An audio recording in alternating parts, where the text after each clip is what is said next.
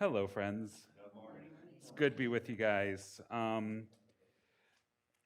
FYI, Lisa is not in the office today. She accidentally picked up COVID from one of the shows she was working. And so she's not terrible, but, not feeling 100% and definitely doesn't want to pass it along. So please go ahead and just pay attention. If you are feeling under the weather, check it out, get it tested, stay in, isolate so we aren't passing things around. So anyway, today we are looking at Matthew 22, 1 through 14, but then also Exodus 32, I think, 1 through 14. And that is, I'm going to be preaching on the Exodus passage. So as we get started, let's go ahead and open with prayer. Let's join our hearts and minds together, friends. God, we give you thanks that your Spirit comes and dwells among us, calling us to respond to your gracious acts, to your loving kindness. Help us do that in this time. Help us open our hearts to you, open our minds to you, open our very selves to you, that we might feel you close and know your will for us. Guide us in this time that what we speak might help to build one another up, and how we act might be transformed into acts of love and kindness that come through Jesus Christ, in whose name we pray. And all God's people said, Amen. So we are looking first at Matthew 22. Again, this is a continuation of Jesus telling parables that have a strong oh crud factor to them while he's in the temple during Holy Week.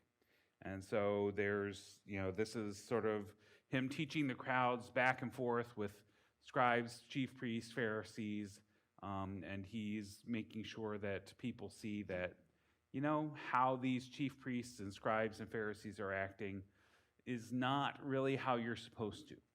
And so this ratchets up the tension for the week. It ends up making it clear why the scribes and chief priests are wanting to have him killed. And so we end up hearing of another parable of the wedding banquet. So listen to Matthew 22, 1 through 14. Once more, Jesus spoke to them in parables, saying, "The kingdom of heaven may be compared to a king who gave a wedding banquet for his son. He sent out his slaves to call those who had been invited to the wedding banquet, but they would not come. Again, he sent other slaves, saying, 'Tell those who have been invited, look, I have prepared my dinner. My ox and my fat calves have been slaughtered, and everything is ready. Come to the wedding banquet.' But they made light of it and went away, one to his farm, another to his business, while the rest seized his slaves, mistreated them, and killed them. The king was enraged. He sent his troops, destroyed those murderers, and burned their city. Then he said to his slaves, 'The wedding is ready, but those invited are not worthy. Go therefore into the main streets and invite everyone you find to the wedding banquet.' Those slaves went out into the streets and gathered all whom they found, both good and bad, so the wedding hall was filled with guests. But when the king came in to see the guests, he noticed a man there who was not wearing a wedding robe. And he said to him, 'Friend, how did you get in here without a wedding robe?' And he was speechless. Then the king said to the attendants, 'Bind him hand and foot and throw him into the outer darkness, where there will be weeping and gnashing of teeth. For many are called, but few are chosen.'" Confusing. Tell me a bit more, Art. Well, how is it confusing? Well, he said go out and get anybody off the streets, and the guy's not going to be wearing wedding clothes on the streets. Yeah, it's sort of like go out and grab whoever you can, and then when he does grab whoever they can, we're expecting them to be wearing wedding clothes. You expect them to be all ready? No, that doesn't make any sense. What else, Patty? I think of wedding as a wonderful occasion, a beautiful occasion, a happy occasion. But what was this all about? Yeah. I don't get this. Yeah, this wedding feast, is supposed to be a happy occasion, and it ends up being an occasion for murder, genocide, and binding people and throwing them out into the outer darkness where there's weeping and gnashing of teeth. Absolutely, this is not a wedding that we're used to. What else? Yeah, I'm a little confused as to who the king is. a little confused as to who the king is. Yeah. And so you think you know who it is, and then it twists and turns, and what's going on here? Yeah, I think that for me, it's pretty clear that this king is God. But there's definitely some stuff going on here that's sort of like, is that really how God would act? Is that really where things are at? Marty? Well, I was gonna say that this is all, can't think of the word I want to say. Wasn't my mind. Let me think about it. Okay. What's the most confusing though is it seems though he has invited some specific people and they wouldn't have any part of it for some reason. But then he just, oh, heck with it, and just bring anybody in, so he had to Right. change your mind. The guest list changes immensely because Yeah. at first there are certain folks that are invited in and they are sort of like, not interested. And then the king invites says, we have all this food, get anyone in here, fill it up. And so, yeah. I thought it were, I think it's all simple as that, the guest that didn't, repent is the one without the wedding banquet. Those that did repent are the ones that were invited. Of course, the Lord is the king. Hmm. And I think they're talking about heaven, who ends up getting into heaven. Yeah, so I think that you're absolutely right, Marty, that when you're looking at this, we end up seeing, Jesus says this is the kingdom of heaven. And so who gets in, who doesn't, how does this work? And then, you're saying that the folks that are there in the wedding robes, they've repented. They've turned and changed their ways, but the one who didn't is thrown out, that he's not, welcome there because of that lack of repentance. So that becomes, I think we all understand what the message is to be. yeah. There, And it's not a very good way of putting it. right. So there is, we sort of understand this is what the message is, and so yes, that, Jesus saying, here's what heaven is going to look like, that we have, a big old wedding party that folks are invited to, and the folks that were originally invited said, no thanks. And then, God invited other folks, and they said, okay. And then some of them weren't found worthy and were kicked out. And, so yeah, it's fairly clear how we can lay this on there, but it's still discomforting because, we all see ourselves as, well, how did I know, what to have, what to wear? I mean, there wasn't any dress code given. We were just called in, and so we came. And so that can be really uncomforting and unsettling that, people are sort of like brought in and then thrown out, and then the folks that refuse, they're getting, burned down. Everything is getting, taken to the ground there and killed, and that just becomes a huge problem. What's the purpose of the killing though, especially of the slaves?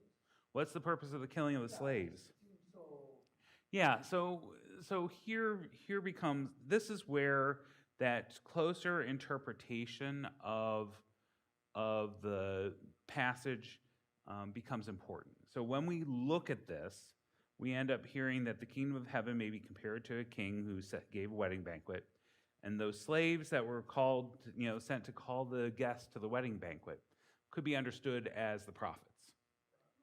As the prophets from, Isaiah, Jeremiah, Amos, Obadiah, Zephaniah, all these folks that are saying, hey, turn back to God's ways.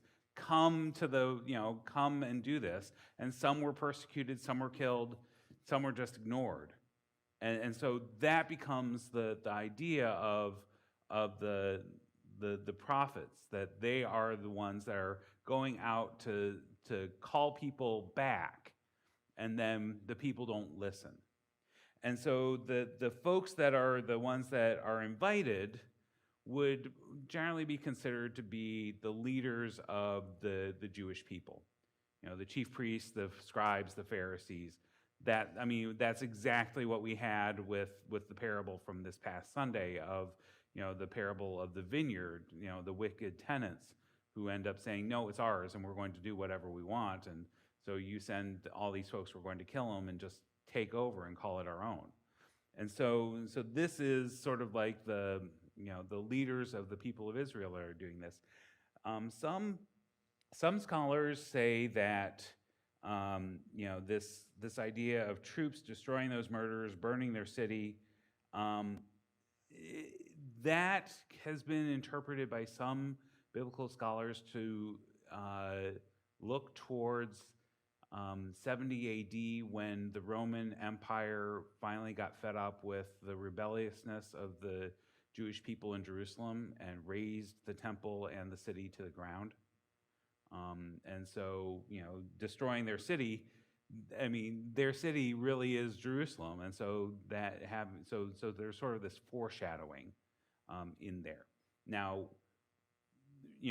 we have to remember that Matthew was written down, after 70 AD, after the destruction of the temple. And so this is people looking back and saying, oh, and seeing how these pieces that Jesus shared, how they all fit together. It's sort of like how we do it when we're looking back on our lives. We put interpretation into what happened in our lives, rather than just recounting it. So then that becomes the next part of the folks that were going out into the main streets and invite everyone you find to the wedding banquet. That becomes an invitation to folks far and wide that Christianity is spreading. That you don't have to be Jewish in order to accept the invitation. You can be a follower of Jesus, and that ends up, putting you into that group that's invited to the wedding feast. And so, yeah. But the real problem is that this poor fellow who came, it wasn't properly clothed. Right. It's tossed into everlasting darkness or whatever. Yeah. It doesn't make any sense. Yeah, and that is one of those points that it does become, really hard for interpretation. And so, especially considering some of the places that we would rather go theologically with this. And so that idea of this person, so there's sort of this idea of, well, anyone and everyone is welcome. We're inviting people in from all over, Gentiles, who really previously would have not had any claim on the kingdom.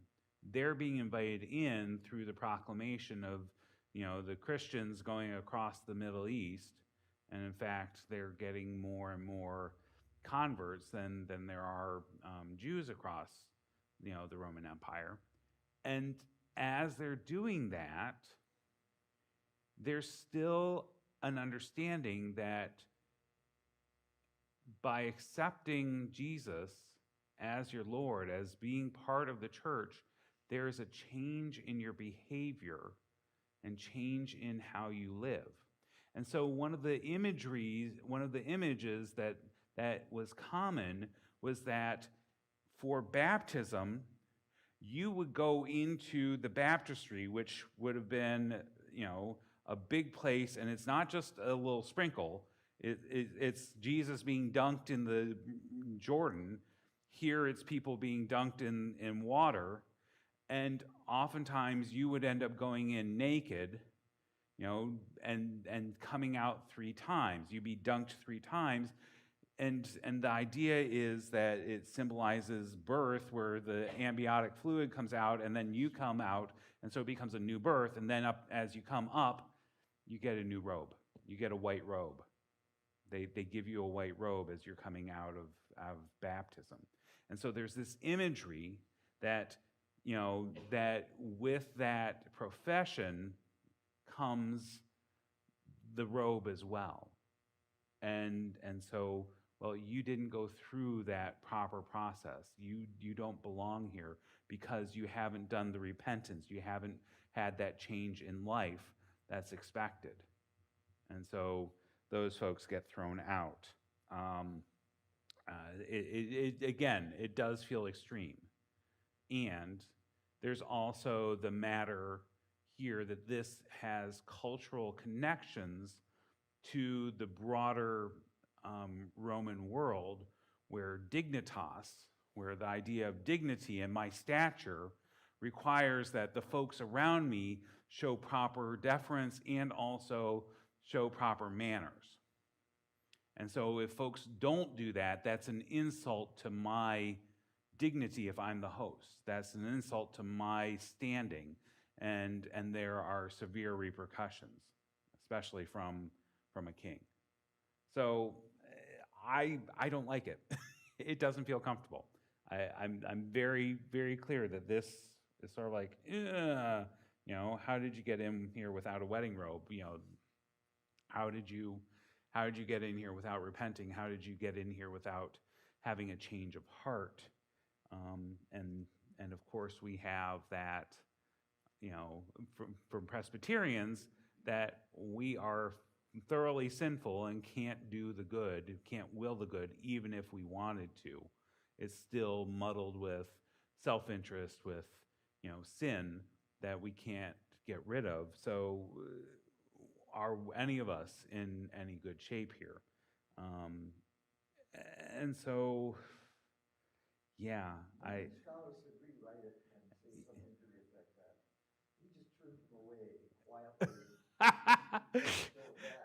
than pulling them to darkness and yeah, I mean, shouldn't there be sort of this, oh, well, you aren't there, go home and get the right clothes and come back later. I mean, yeah, this is not, I mean, I wish, and again, doing that isn't faithful to the text.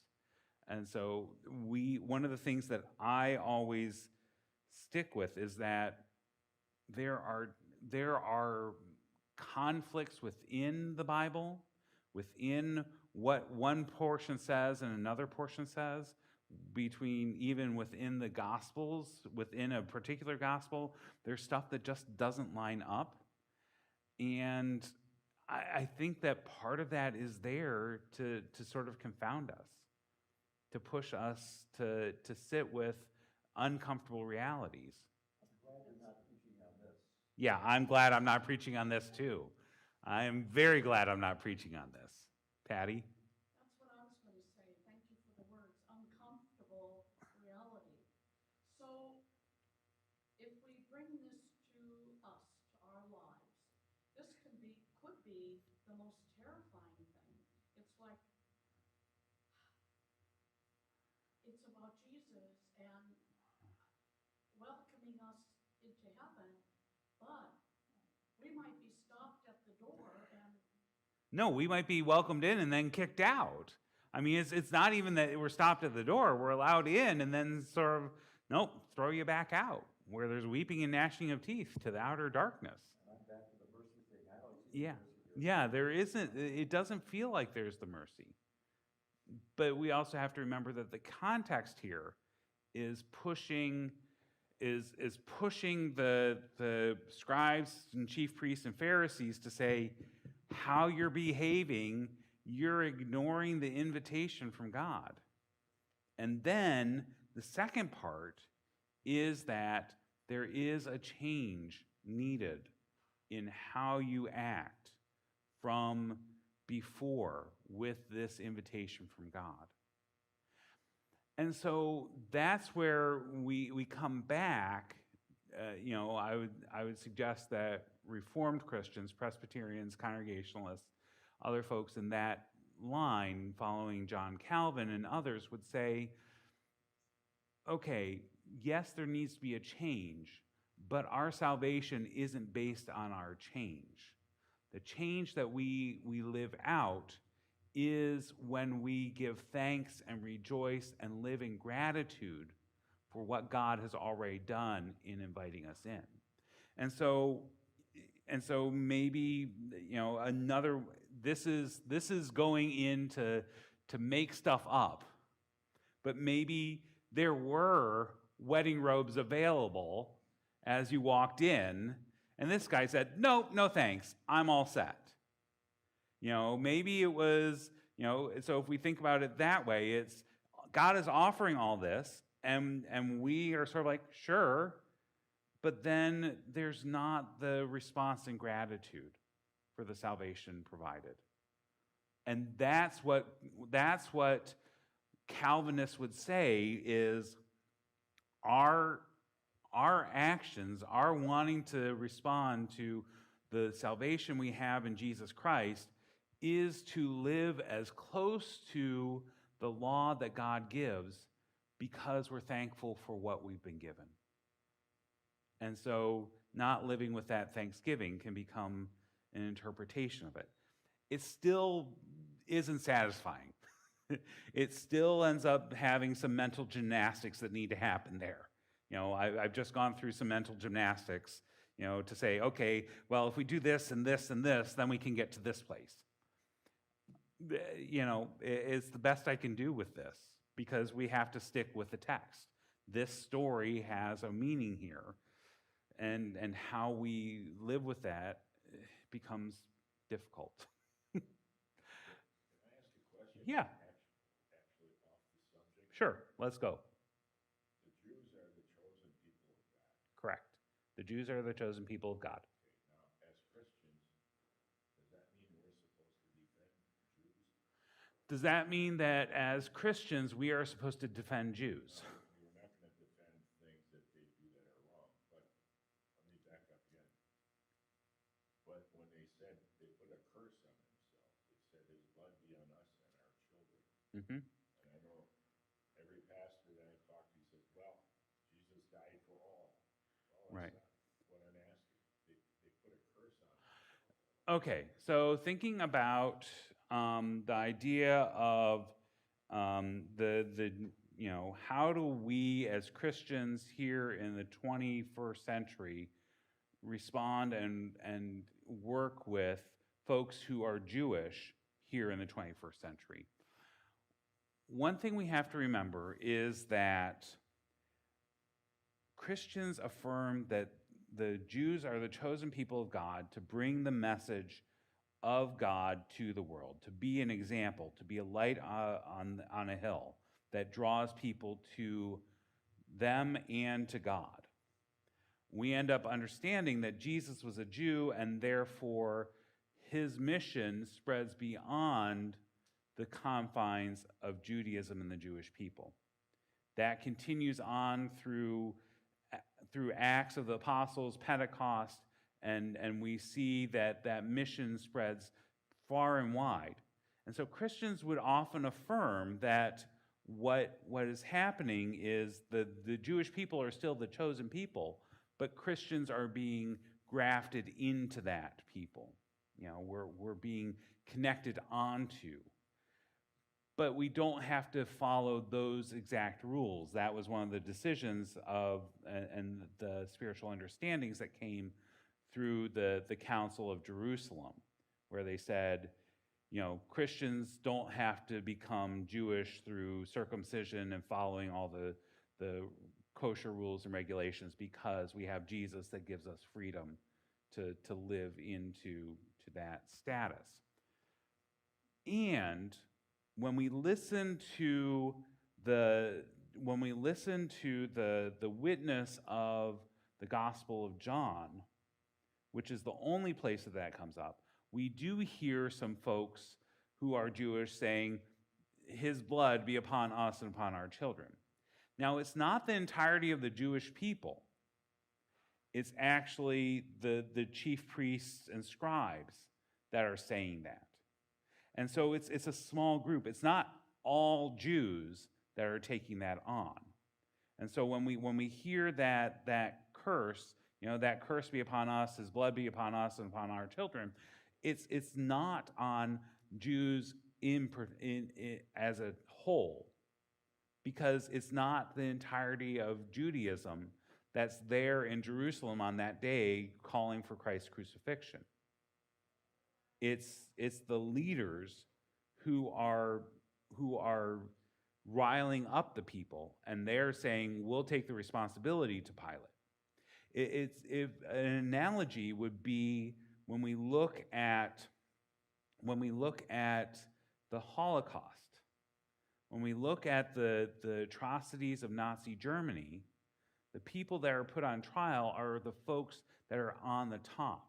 There are definitely some lower down that are brought to trial, but it's the folks that are actually perpetrating the crimes that or the people that are directing the crimes that become the folks of interest. I would say that would be an analogy here, that the folks who are pushing that become the ones that have the curse. And then there's the further argument, just like I was saying here, that the destruction of the temple in Jerusalem is the result, is the fulfillment of what they said. Because what was most important to the leaders of the temple, to the chief priests and scribes, was the perpetuation of the temple. And so that gets destroyed in 70 AD, and John is writing probably about 100 and, right around 90 or 100 AD. And so that becomes a point there. So if we're saying that, we have this curse that only shows up in the gospel according to John, it doesn't show up in Matthew, Mark, or Luke, then we have to say, okay, what's the purpose and how does this fit the broader narrative? Well, then we're the innocent people, the innocent Jews, and we're the innocent people in Germany that we're against. Were they guilty for not doing it? So we're the people who were innocent, and the people, thinking about that, that metaphor of Nazi Germany. Was there, how do you respond to folks who said nothing, even in the face of atrocity? And that becomes much more complex. That it's not just, there is some we should have done better, and we will do better in the future. I mean, folks in Germany, have done a lot of work on educating folks and people about the atrocities. And you could say the same thing, people in this country. Yeah. And they're hanging people. Right. We need to be talking about how this happened so it doesn't happen again. With regards to lynchings, with regards to racism, that still we've made strides, but still is present. And so we need to be paying attention to that.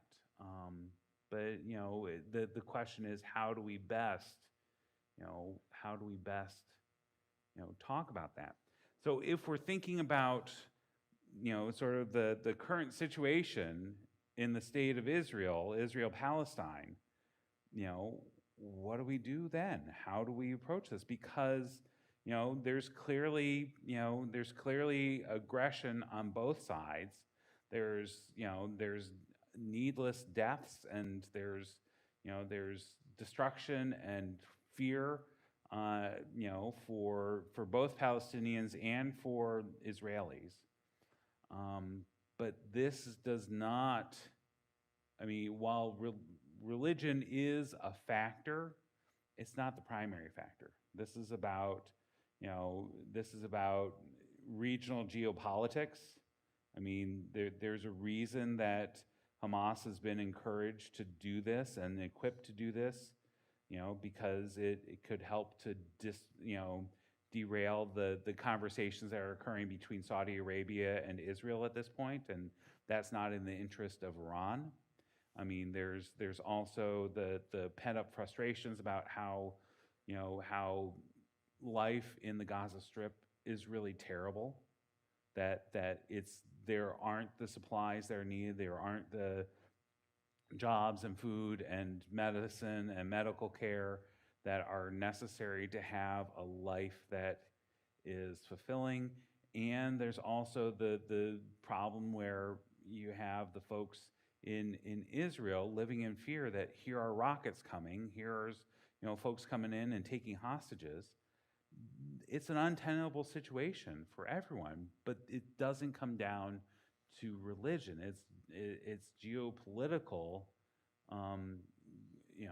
considerations going on. So I went on for a long time there. I just had talking about people not knowing what's going on. I had a friend who was a German, a real German, and he used to vacation in the wintertime in Venice, Florida, right? We used to have conversations about World War II, and he said they didn't have a clue what was going on. Yeah. General populace didn't have a clue what was going on as far as the atrocities. Right. They just knew the horrible war going on and things were not going well, but he said we didn't know anything about what was going on. Yeah, I mean, and that's again, so that idea that in Nazi Germany with the war, World War II, most people didn't know what was going on with the concentration camps and with the extermination and the genocide. That wasn't reported. It wasn't common knowledge, and He was very fortunate that he wasn't taken away. He was, I believe he said he was about 12 or 13 when the war was beginning to completely collapse on them. Mhm. And he kind of was saying it was really scary. He said it was just Yeah. frightening. Yeah, and I had an aunt who was born in '39, and so she remembers the aftermath of living in that time when Germany was bowed because all the infrastructure had been destroyed, and she moved here with she met my uncle while he was in the service over there. They ended up marrying. She came here, and she missed the joys of Michigan sweet corn because all she could think of was having to eat field corn, and how unappetizing and how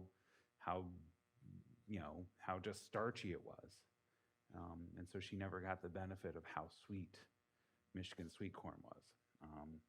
But that's just a family story that is shared because of her experience of the aftermath. But yeah, I mean, there wasn't that broader understanding, and I would say the same thing would occur. Most Jews were not there on Good Friday in Jerusalem for that crowd that was outside Pilate's headquarters. And so saying that it belongs to all Jews who said, his blood be upon us and upon our children is not acceptable. So anyway, this is a hard passage. I wish I had an easy way to explain it away and make it all feel good. I don't. No, this is lectionary passage. And so, you keep on working through this stuff. Let's go ahead and flip over to the one that I'm actually preaching on, which is much more comfortable. If you talk about, a golden idol, a golden calf being more comfortable. So we're looking at Exodus 32, 1 through 14. And so we have God calling Moses up to Mount Sinai and giving the commandments, the 10 commandments, but then also giving all kinds of other instructions about different things that are required for the way people are to live. And then we end up having a shift of focus. So the camera's been focused on Moses on Mount Sinai with all this, and then the camera pans down to the valley. And we pick up in verse 1 of chapter 32. When the people saw that Moses delayed to come down from the mountain, the people gathered around Aaron and said to him, "Come, make gods for us. Who shall go before us? As for this Moses, the man who brought us up out of the land of Egypt, we do not know what has become of him." Aaron said to them, "Take off the gold rings that are on the ears of your wives, your sons, and your daughters, and bring them to me." So all the people took off the gold rings from their ears and brought them to Aaron. He took the gold from them, formed it in a mold, and cast an image of a calf. And they said, "These are your gods, O Israel, who brought you up out of the land of Egypt." When Aaron saw this, he built an altar before it, and Aaron made proclamation and said, "Tomorrow shall be a festival to the Lord." They rose early the next day and offered burnt offerings and brought sacrifices of well-being, and the people sat down to eat and drink and rose up to revel. The Lord said to Moses, "Go down at once. Your people, whom you brought out of the land of Egypt, have acted perversely. They have been quick to turn aside from the way that I commanded them. They have cast for themselves an image of a calf and have worshipped it and sacrificed to it and said, 'These are your gods, O Israel, who brought you up out of the land of Egypt.' Then the Lord said to Moses, 'I have seen this people, how stiff-necked they are. Now let me alone so that my wrath may burn hot against them and I may consume them. And of you I will make a great nation.' But Moses implored the Lord his God and said, 'O Lord, why does your wrath burn hot against your people, whom you brought out of the land of Egypt, with great power and with a mighty hand? Why should the Egyptians say it was with evil intent that he brought them out to kill them in the mountains and to consume them from the face of the earth? Turn from your fierce wrath, change your mind, and do not bring disaster on your people.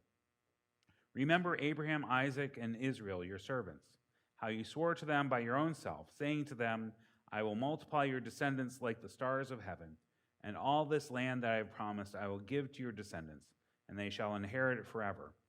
And the Lord changed his mind about the disaster that he planned to bring on his people." First thoughts?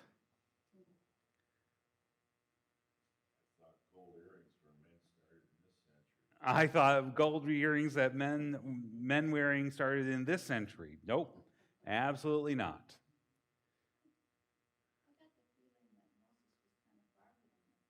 Yeah, it sure sounds like Moses is bargaining with God. I mean, to me, it sounds sort of like parents arguing. Look at what your child did. No, it's your child. Yeah. Yeah, whose people are these? Moses' people or God's people? Absolutely. That becomes one of the question marks. But they certainly are forgetful of what they've been told. They sure are forgetful. Yeah, they definitely sound like children that way. I told you this yesterday and the day before and the day before, and you still aren't doing it.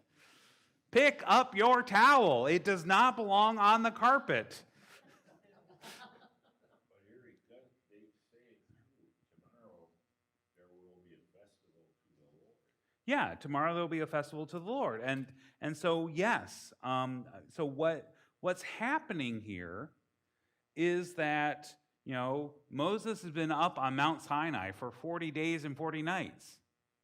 I mean, it's been a month and a bit that he's been up there, so sort of, 40 days, 40 nights, the Noah and the ark, the rain and then water going down. And so, out in the desert for 40 years, 40 days and 40 nights for Jesus at the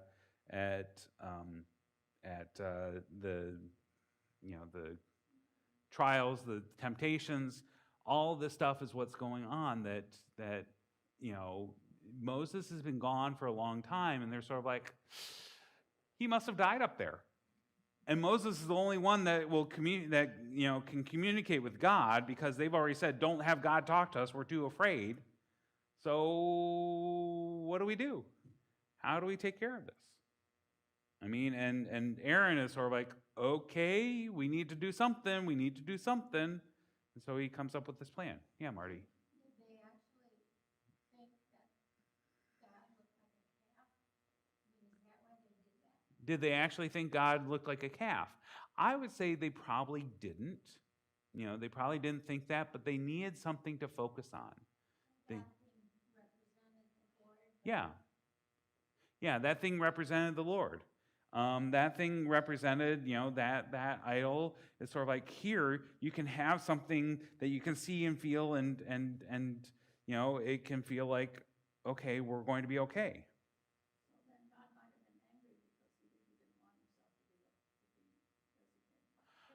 So God didn't want it to be, made to look like a calf, I think that that's a possibility, but I also think that, again, if we remember back to the beginning of the story with Moses, where he's called out from the burning bush, God is very particular in saying, I will be who I will be. I am who I am, depending on how you translate the tense of that verb. It's God saying, you can't pin me down. I'm not going to be something that you can control. And so by doing this, Aaron is sort of like, okay, you're feeling really scared, you're fearful, you aren't sure. Let me give you something that will give you object permanence.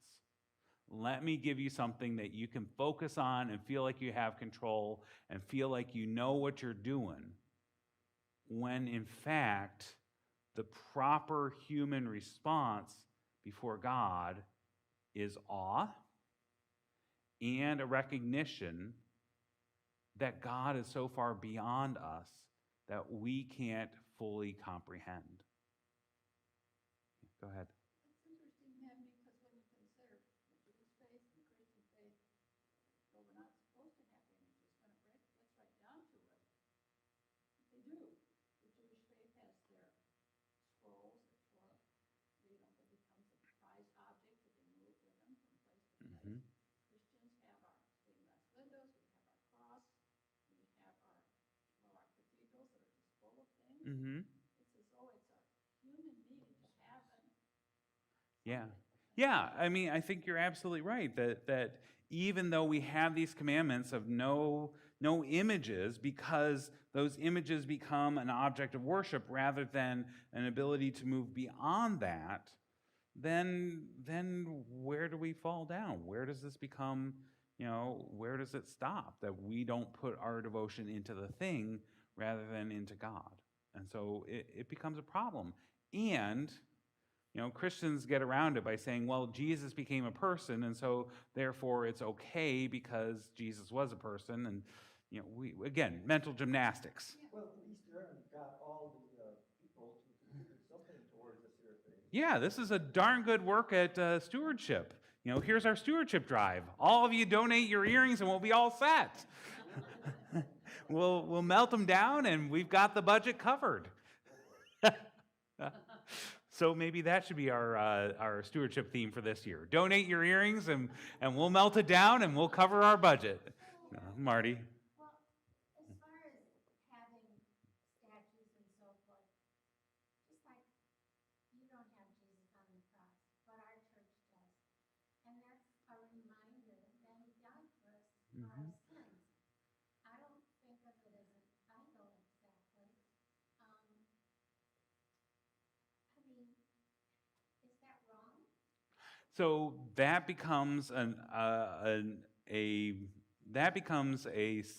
millennia-long discussion that the church is having, because there were people early on that said, you know what, it's okay to do imagery, and in the 3rd and 4th centuries, folks are sort of like, no, no, no, no, no, and they ended up going through and destroying, images. They were called iconoclasts. And they were all about, not, following this to the T. And then, that controversy died down, especially after you had the separation of the Eastern Church and the Western Church. Everyone was sort of like, okay, illiterate, let's put up, pictures in the stained glass windows as a way to tell the stories because people can't read. Let's do statues that help us understand these stories of saints and other folks, biblical stories, all that. And then you hit the Reformation, and you have another resurgence of iconoclasm. I mean, you have stories of people in Scotland hearing John Knox preach, and they go on a rampage, and they knock out stained glass windows, tear down, statues and destroy those. They end up, doing all kinds of stuff. And so, if you go to Scotland, there's, a handful of windows that are pre-Reformation. a handful of stained glass windows pre-Reformation. Everything else got destroyed because folks were sort of like, no, it says no idols, we get rid of them. Well, is the church building considered an idol? Does the church building become an idol? I think you're absolutely right that it can be. If you're praying to it, If you're praying to it, but if it becomes an object of worship, if it becomes something that you end up venerating more than God, where your ultimate concern is about the building, then it can be. It absolutely can be. Yeah, right. A church budget that is more, devoted to, just keeping the building open. That becomes a problem. that's what we were told to do in the Bible. Tell me more about. When they built the temple. Then when they built the temple, yeah, there was bring your gold and jewels and make it beautiful and amazing and show God's splendor. Yeah, these are the tensions that we have. There are absolute tensions that are present. If you go to Princeton, New Jersey, to Princeton Theological Seminary, which is the first theological seminary in the U.S. that is actually Presbyterian, you go into their chapel. It's white, it's whitewashed, plain wooden benches with, clear glass windows. And they had a fight over bringing in a cross on a stand. It's not placed on the wall. They had a fight over a cross on a stand because, well, that makes it too Catholic. I mean, and so that idea of, buildings should be absolutely plain and bare, go as simple as possible, continues to have resonance. I mean, because that fight about the cross was in the 20th century. This wasn't something that happened in the 1700s. This is something that happened within the last 50 years. And so there's still a lot of discussion of what does it mean to not have that idol. There's no way. I mean, you could go out in the field and you could complain because the field is beautiful. Yep, you absolutely. Worshiping in this beautiful field, so where do you go? I agree, Marty, that there's some places that people take it to an extreme. There's other times, I find icons to be absolutely appropriate. That it's a way to make that emotional connection that you use to go beyond the image itself. And there's still this hard point where does that become the item? Does that become the item of worship, or is that a means to worship God? Now here, go ahead. Isn't that the purpose of the cross? Isn't that the purpose of the cross? To focus our attention, to focus our worship. Yes, it is. And it can become, something else symbolically very easily. Just take it out, stick it in an African American family's yard and set it on fire. It becomes something totally different. And so it all depends on the heart of the worshiper. It becomes, how is it internalized? Now, What is the church's intent putting the cross? What's the church's intent? The intent is that we would focus on Christ's death and resurrection. That's one of the reasons that, that Protestants at least don't have the crucifix, that we talk about the cross standing empty. But when you see the crucifix with Christ there suffering, that has a different effect in that it focuses that God understands the suffering that you've experienced. God has been there and experienced that in Jesus Christ's suffering. And so that becomes a different avenue to think about what is the focus of our worship. And how does that move us beyond the thing that is made by human hands and into the spiritual reality of God's love that surpasses all understanding. And so when we are listening to this story, go ahead, Patty. Let's. I'm sorry, I interrupted. No. As you speak, I'm thinking of the chapel at 1501 South Clayton Boulevard, where Shirley and I grew up. The chapel has been named a landmark. Uh-huh. Most of the materials in the chapel were imported from Europe. Mhm. It is, physically speaking, it is very beautiful. Relics, everything. So I'm thinking and wondering, they had it all wrong. So talking, you're talking about your experience in the convent with the chapel there and how it was, had lots of beautiful things, had relics of different saints and ways to help focus devotion of the sisters. And so that, from a Protestant perspective, absolutely that's wrong. There's no question that that's wrong. However, that's one of the failings of Protestantism, is that they throw the baby out with the bathwater. So there may be some issues with the ways that, people are taught to use those spaces to access and see God present. And we can also use the beauty of that space to bring us into awe with God, to find that sense of connection. I mean, there is nothing like being in a space that is acoustically perfect, and you end up having, a couple people singing, and suddenly the whole room is alive.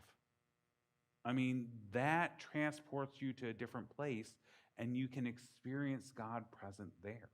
Now, if it's just about the sound, that becomes a problem. But if it's that transportation, if it's that point beyond, then that becomes something totally different.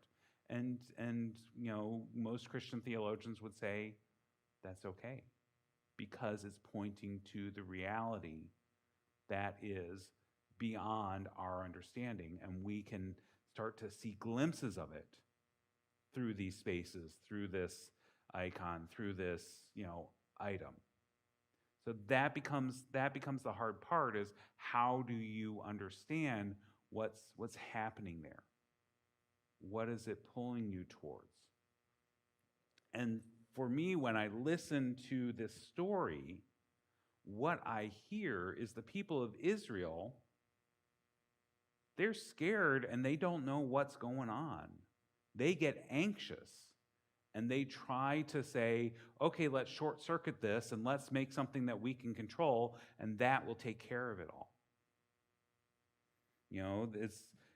As for this man who brought us out of the land of Egypt, we don't know what's become of him. Where's our leader? We don't know what's going to happen. Give us something to help reassure us. And that's where the idol comes in. They haven't learned to trust in God and trust in God's timing. They haven't learned that, that you can be anxious, you can be nervous, you can be downright scared, and still work at trusting in God instead of just doing something, doing anything. And that's exactly what Aaron does here. Aaron says, okay, you guys are nervous. Instead of reassuring you, I'm going to tell you, here, do this, and we'll be all set. Hand me your earrings, I'll make something, and I will do something so that you aren't feeling so nervous. Because here's your God that you can control, you can see, you can touch, you can end up feeling like you have some control. Isn't that still going on today? You think?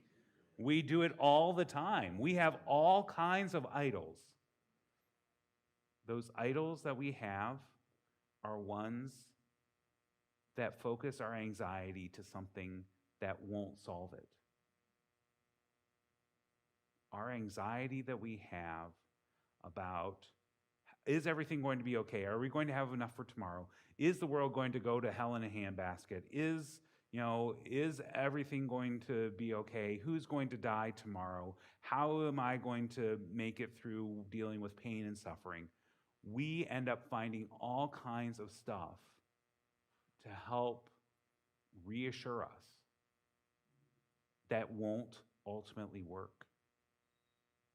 The only thing that works when we are facing all the anxieties of this life is God. The only thing when we are saying, is this next breath going to be too labored? How am I going to make it through tomorrow with the depleting funds that I have? How am I going to make it when I can't walk as steadily as I used to? The only answer is God's care and providence covers all of that and more. And we have to really learn that bit by bit throughout our lives. We have to listen to stories where God has done exactly that. We have to look back in our lives and see those places that God has been present, even in those most horrible moments, and say, okay, I can face tomorrow. I can face this next day because God is present here. That becomes the key for this, is that these folks are building an idol to help manage their anxiety, and that idol isn't going to be able to do squat.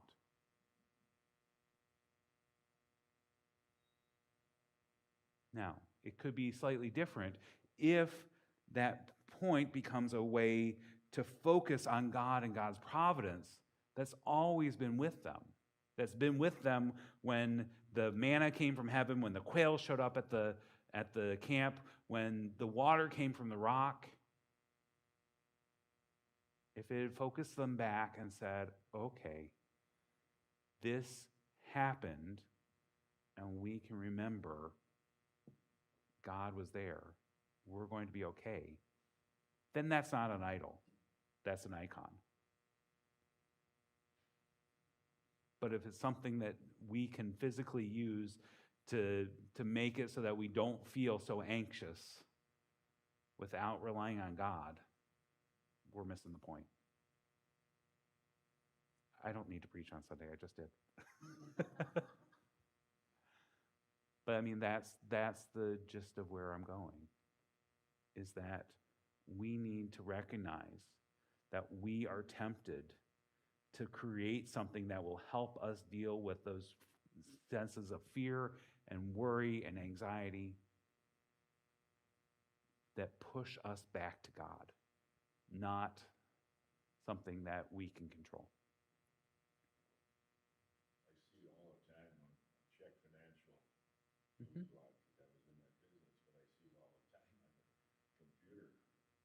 How much do you need to be able to retire comfortably at such and such an age? Yeah. How much do you need to be able to retire comfortably? Absolutely. I mean, and we need to be wise and make those preparations, but we also need to know that that's not the ultimate source of our stability. That God's love is the ultimate source, that God's care is there. You know, what's going to happen when I can't care for myself and I have to depend on my family, or I have to hire folks to come in? That's scary. And it's also a point that we can recognize God provides. God provides in a community just like this, that we care for one another. We're willing to help one another out, even with whatever limitations we have. God has given us each other. God has given us Jesus to be able to say, yes, we've got it covered. It's a harder road. It's much harder than creating an idol. But ultimately, that idol isn't going to be able to solve anything. It just helps us feel better for a little bit. Because if they had stuck with that idol, would they have made it into the promised land? Would they even made it out of the desert? Doubtful. God is the one that can provide and help us manage when we're feeling really nervous and anxious. When we're feeling like we don't know where we're supposed to go. Sometimes we just have to sit with it. Be there with the anxiety. Be there with the fear. And say, God, you're the one that can deal with this. Help me in this moment. And we also share it with those around us. I'm feeling scared about this. Yep, I would be too. And I know God has been with you all this time and will continue to be with you. Doesn't matter whether you live or die. God is with you no matter what, and you are with God.